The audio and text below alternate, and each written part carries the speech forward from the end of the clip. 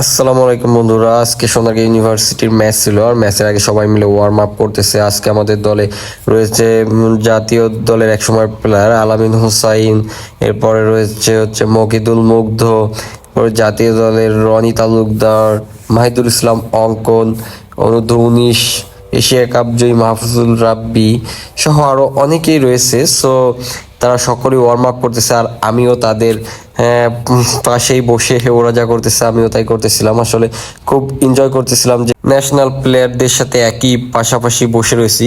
তবে বিষয়টা খুবই ভালো লাগতেছে। তবে তারা ন্যাশনাল প্লেয়ার ওইটা বিবেচনা করে আসে নাই, বরং তারা আমার ইউনিভার্সিটির সহপাঠী ভাই বা বড় ভাই। সো বিষয়টা আমার খুবই ভালো লাগতেছে যে এরকম ন্যাশনাল প্লেয়ারদের পাশেই আমি বসে রয়েছি।